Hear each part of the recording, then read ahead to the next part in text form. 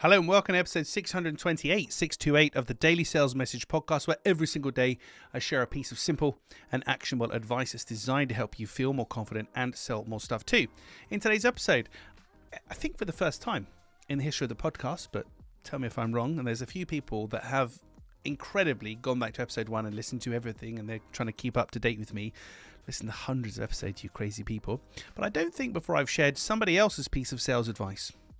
I tend to stick to my own stuff because I've got my own 650 plus point methodology. I spent a long time dismantling sales and selling into my own teachable and workable practical sales training methodology.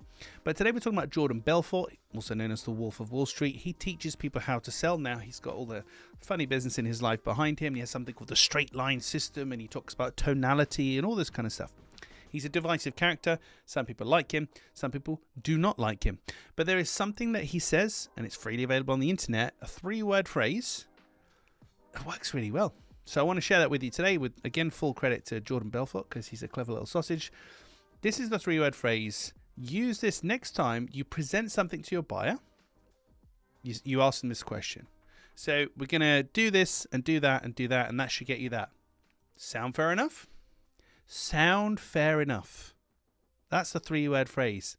Sound fair enough? That is such a great phrase to have in your arsenal when you're talking to people.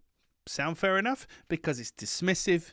We're using the notion of fairness. So if something is deemed unfair, it's quite hard to pick up on that. It's quite hard to say, no, that feels unfair. So it's something quite congenial to the conversation about. Sound fair enough? And it's very dismissive, not in a rude way, but it's kind of like, here you go. What do you think about that? Very, very confident. A bit like my no follow-up close when I just say, there you go. Love to work with you. You don't have to work with us. Sound fair enough? There's something about the confidence and the dismissiveness of that makes it really workable. I've used it in some selling conversations before, and I share it with some of my clients and students. Like I say, it's rare for me to quote somebody. It's rare for me to quote somebody else's stuff because I'm very, very original, very strange, very original in the work that I do. But yeah, sound fair enough is one of those phrases. Works very well, very, very well. So give that a try today when you present something to one of your clients, potential clients. Here is the offer. Sound fair enough? And see how well received that is. It works very, very well. Right, that's it for this one. Tomorrow in episode 629. 629? Oh, well. There's me saying I haven't quoted anybody before on the podcast. Tomorrow I'm talking about Gary Vaynerchuk. So now we're in quoting other people's stuff season. There's a particular book that Gary Vaynerchuk, or Gary V as he's well known, brought out a few years ago. And it's a great way to understand how to communicate with people and when to ask for the business and when to not ask for the business. Because I deal with lots of people who give too much away for free and they're too nice. And people that sell all the time and they never give anything away.